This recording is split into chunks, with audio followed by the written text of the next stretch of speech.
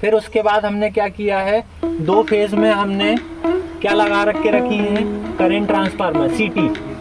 ठीक है ना, सीटी क्या होता है,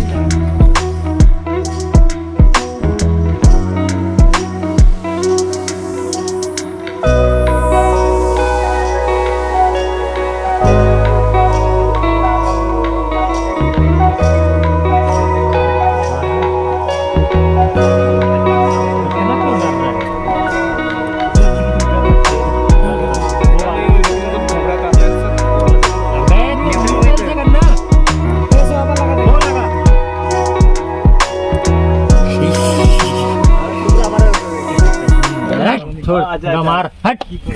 इलेक्ट्रिकल का काम ऐसे करेगा मूर्ख। पूरा हाथ डाल के थोड़ी चेक करते हैं, दूर से चेक करा करो। इसमें हमने बहुत सारी चीजें यूनिट लगा के रखी हैं कंट्रोलिंग के लिए। किसकी कंट्रोलिंग के लिए, मोटर की कंट्रोलिंग के लिए। ठीक है, तो आपको 3 फेज DOLA मतलब क्या होता है, डायरेक्ट ऑनलाइन स्टार्टर। ठीक है, हो गया। यहाँ पे आपको यहाँ पे सिंबल दिख रहा होगा इनपुट, यहाँ पे दिख रहा होगा मोटर, है ना। इनपुट मतलब क्या है, आपको रेड येलो ब्लू 3 फेज देना है आपको इनपुट। और यहाँ पे आप मोटर देख पा रहे होंगे, यहाँ पे रेड येलो ब्लू जो आपकी मोटर के ऊपर, मोटर पे जाने वाली केबल है उसके कनेक्ट करना है। ठीक है, यहाँ पे आपको कुछ डिस्प्ले दिखाई दे रही होगी।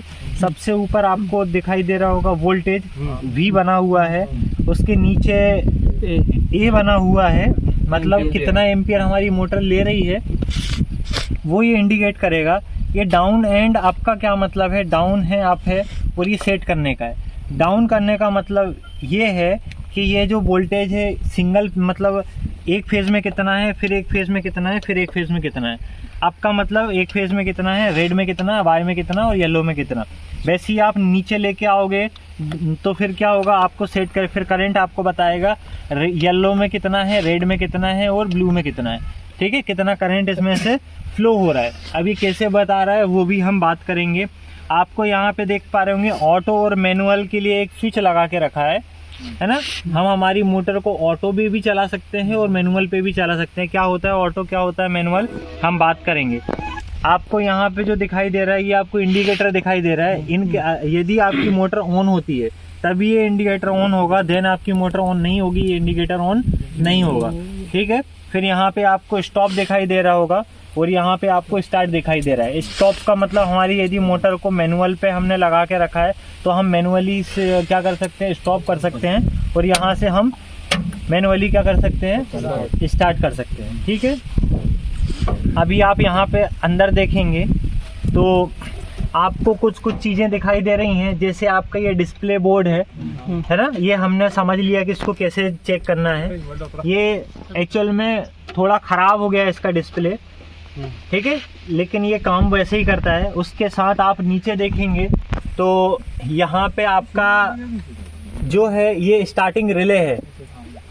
ठीक है, ये क्या करती है, हमारे मोटर को स्टार्ट करने का काम करती है। अब ये स्टार्टिंग रिले कैसे, जैसे इसमें आपको ये वाली मोटर जो है, मतलब ये जो रिले है, इसमें 3 और 4 तरीके से आपकी मोटर को प्रोटेक्ट करती है। यदि ऑटो में आप चालू करते हो तो ये क्या करती है, सबसे पहले ओवर लोड जो ओवरहेड जो है आपका, है ना, ये जैसे यदि आपका वोल्टेज यदि वो आता है, ओवर आता है ना, ये इंडिकेट करता है ओवर हीट का। यदि आपकी मोटर ज्यादा लोड ले रही है, ज्यादा गर्म हो रही है तो ये क्या करा देगा, ट्रिप। सेकंड इंडिकेटर आता है ओवरलोड का। यदि मोटर ओवरलोड है तो भी आपको ट्रिप करा देगा। यदि ये अंडर हीट है, मतलब ये इससे ज्यादा टेम्परेचर वो हो रहा है तो भी आपको दिखा देगा।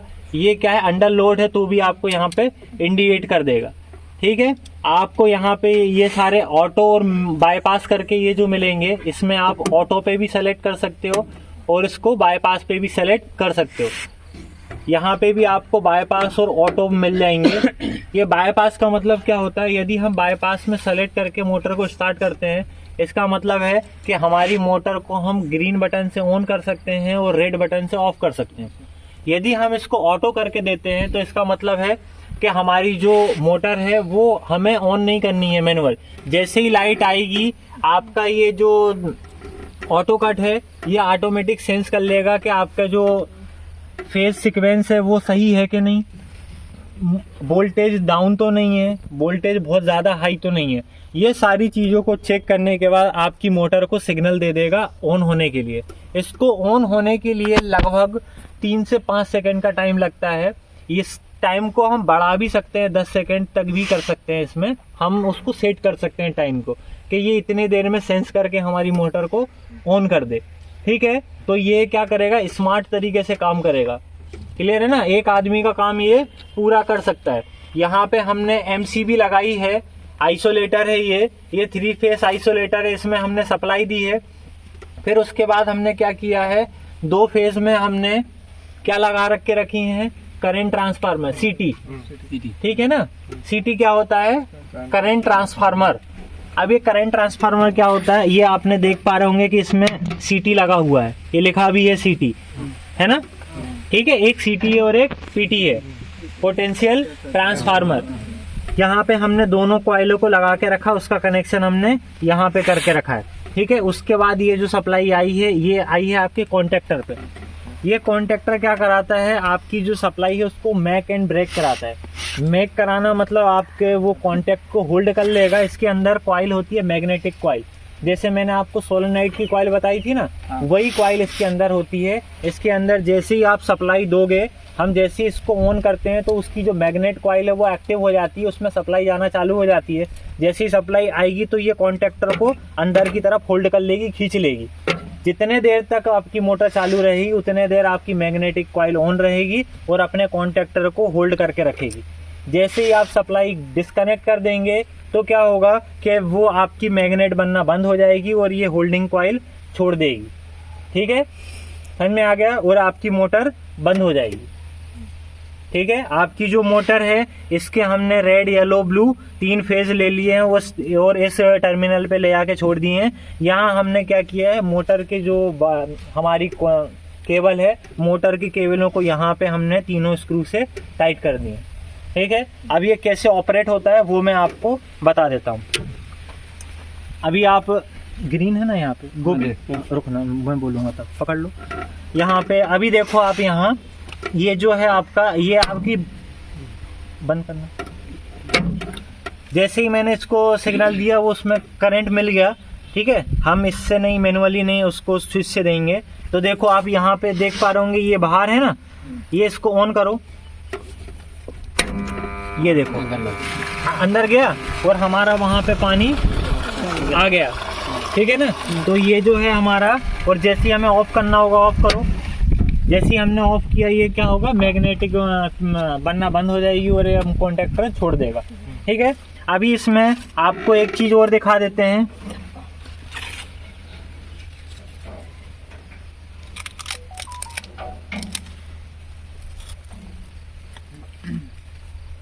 यहाँ पे आप देख पा रहे होंगे करंट, ठीक है ना। यहाँ पे जो आप यहाँ पे देख पा रहे होंगे AC1 20 ampere, AC2 20 ampere, AC3 16 ampere, AC4 11 ampere. ठीक है, मतलब हम इतने एम्पियर तक इसको सेलेक्ट कर सकते हैं। क्या होगा, सपोज करो हमने एक स्टार्टर लिया है, अब स्टार्टर लेके आ गए, हमारे घर पे 1 हॉर्स पावर या 2 हॉर्स पावर की 3 फेस मोटर है।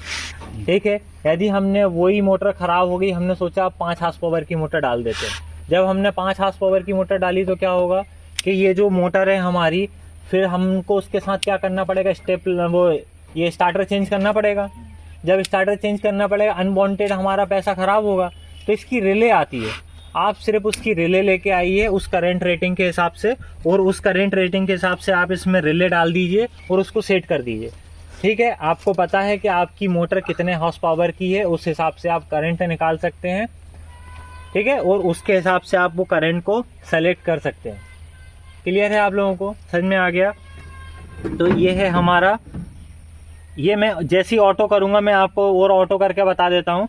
जैसे ही मैं ऑटो करूंगा ये ऑटोमेटिक स्टार्ट हो गई, है ना, मिली सेकेंड में स्टार्ट होगी। मतलब हमारी जो सप्लाई है वो वोल्टेज सीक्वेंस सही है, वोल्टेज डाउन भी नहीं है ना वोल्टेज ज़्यादा हाई है। क्लियर है? जैसे ही अब मैं इसको बंद करना चाहूँगा तो ये बंद नहीं होगी मुझसे। क्यों नहीं होगी? क्योंकि मैंने इसको ऑटोमेटिक दे रखा है। ठीक है, यदि मुझे इसको बंद करना है तो मैनुअल लेके आना पड़ेगा और फिर मैनुअली इसको ऑफ करना पड़ेगा।